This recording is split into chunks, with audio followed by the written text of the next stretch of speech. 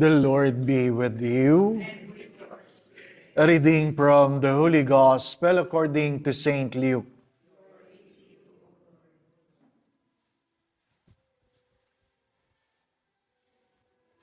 Jesus entered this village where a woman whose name was Martha welcomed him. She had a sister named Mary who sat beside the Lord at his feet listening to him speak. Martha, burdened with much serving, came to him and said, "Lord, do you not care that my sister has left me by myself to do the serving? Tell her to help me." The Lord said to her in reply, "Martha, O Martha, you are anxious and worried about many things. There is need of only one thing. Mary has chosen the better part, and it will not be taken from her."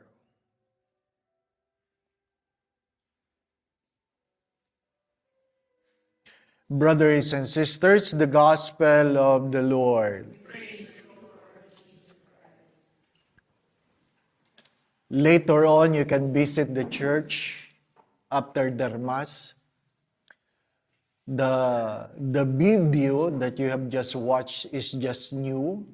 The first group was not able to watch it. 4 years ago, the priest in charge here was Father Michael, and they discovered a digging under the stairs. And when they started digging it, they find that there is a stairs going down to the cave. And the Muslim learned that the Franciscans are doing the diggings, and they are afraid that the priest will tell the people this is the tomb of Lazarus. So the Muslim said, if you continue the digging, we'll burn the church. So they closed the digging. But when we enter, you say the tomb of Lazarus outside. That's not true. Budol yung budol. Ano po?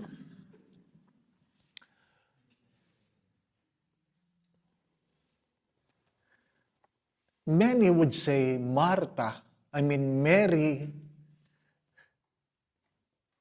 the sister of Martha and Lazarus, is the same Mary of Magdala.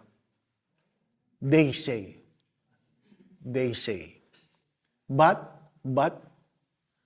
many scripture scholars would say they are two different people. Why?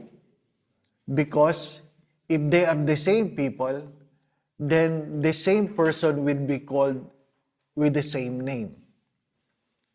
Either Mary of Magdala or Mary of Bethany. The mere fact that they are from different places, then they are two different persons. Ano pa?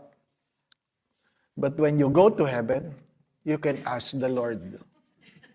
Be sure you will go to heaven. Every time you hear this gospel, the priest would always talk about ora et labora. Martha is doing the work, Mary is doing the prayer. Palagi nga na sinasabi, but you have to understand the context. That the gospel is a gospel of concern. And it is also a gospel of priorities. Why?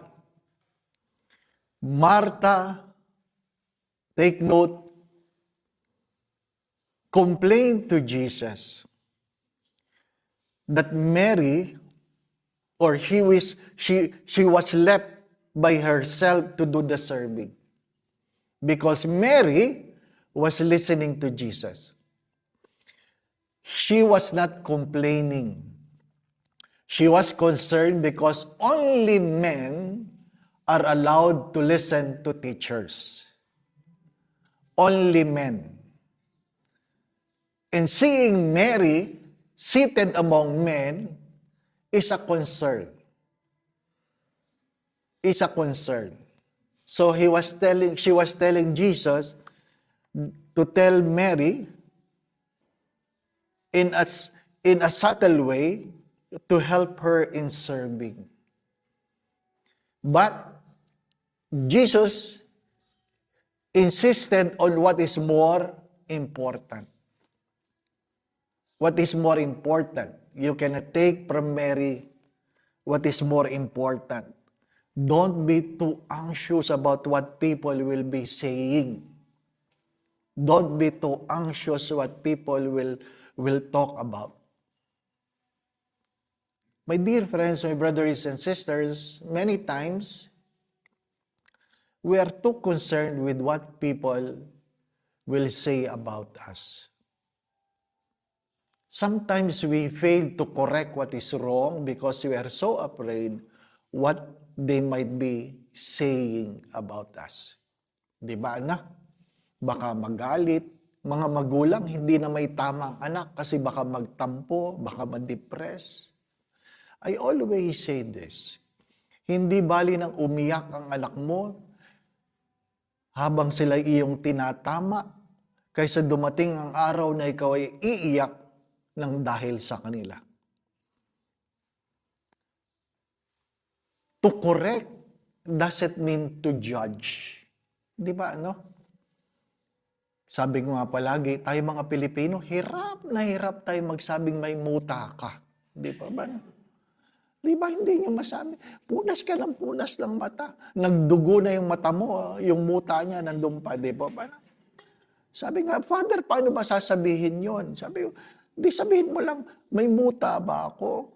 Titingin siya sa iyo, wala. Buti ka pa meron. No? Di ba? Di ba? A subtle way. Ha? Pag may nakita kang bukas ang zipper, di mo masabi bukas ang zipper mo. Hipo ka ng hipo sa zipper mo, di po ba? Kaya sabi, ay, alam ko ulam nyo kanina. Sabi, ano? Tinola. Bakit? May nakita kang malunggay sa ngipin, di ba? Sabi ng kausap mo, ay, hindi. Nilaga. Kailan kayo nag-ulam ng tinola? Kagabi. Ibig sabihin, di pa nagtututbrush yun. At least sinabi mo, di po ba na? We are too concerned with so many things.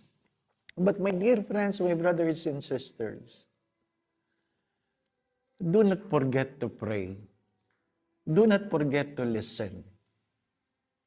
Sometimes, as I've said, we are too preoccupied with what people will say. Listen to God. Listen to God. Take time to listen. Know your priorities. Because when priorities are clear, decisions are easily made. Take note. When priorities are clear, decisions are easily made. If you seek the kingdom of God first, then the rest will follow. Seek the kingdom of God. Know your priorities.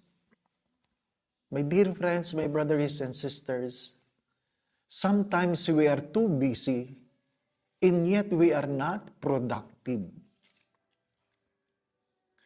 I've been sharing this to some of my brother priests. Sometimes we are so efficient and yet we are not effective. There's a big difference between effective and efficient. There's a big difference between being busy and productive. Yung iba, busy lang, pero walang natapos. Di po ba, ano? Know your priorities. Know your priorities. Learn to listen to God. And sometimes you need to listen to yourself also. You need to listen to yourself also. Kanina tinatanong ako ni Kuya Mike, nung ikaw ba'y na-stroke, mayroon ka bang naramdaman? May symptoms ba? Yun ang problema, wala. Wala. But I think mayroon ng premonitions na hindi ko lang pinapansin. Di po ba? No?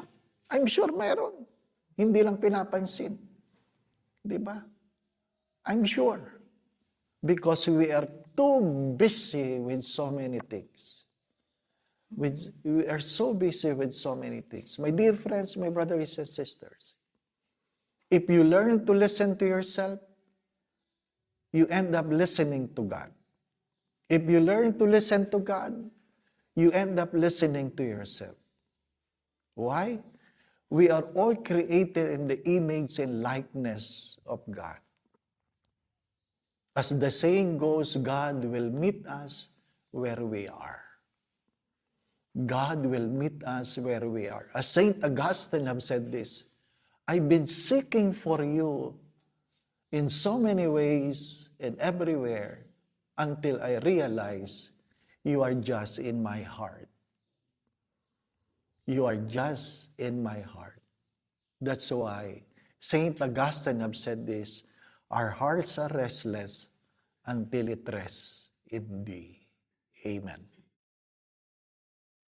Martha said to Jesus, you are the Christ, the Son of God, who is coming into this world. Let us pray.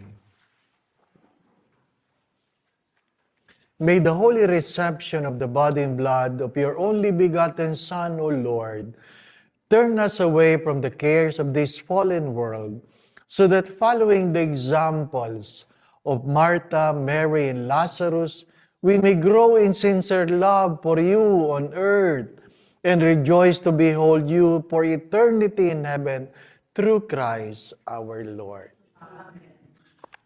Do you know what is ironic? We can correct our friends gently, but not our family. Napapansin niyo ba yan? Bakit pag tinatama natin yung kapatid natin, minsan mas masakit yung mga salita? Pero pag kaibigan, mahaba ang pasensya, no? Perhaps we can learn from Martha, Mary, and Lazarus to learn to be gentle with one another. Trying not. Huh? At least find a way not to hurt each other. Yung hindi mapahiya ang sarili mong kapatid, kamag-anak, when we try to correct them. Learn the wisdom. Learn the wisdom. And again, do not forget this. Do not forget this.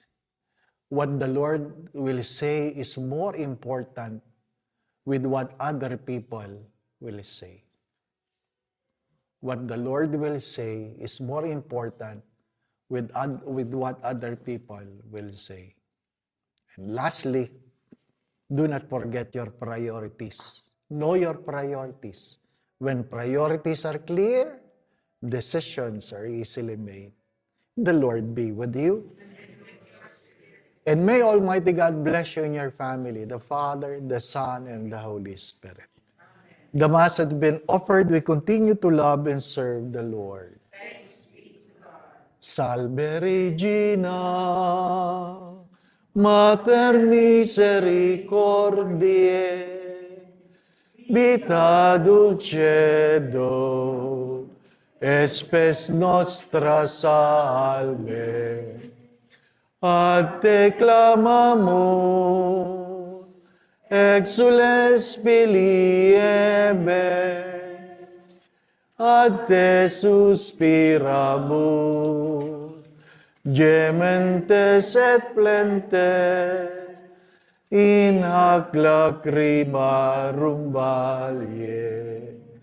Eia ergo, advocata nostra, ilius tuos, misericordes oculos, agnus converte. Et Iesu, benedictum fructum ventris tui, nobis post hoc exilium ostende. O clement, o pia, o dulci Virgo Maria. Pray for us, O Holy Mary, Mother of God.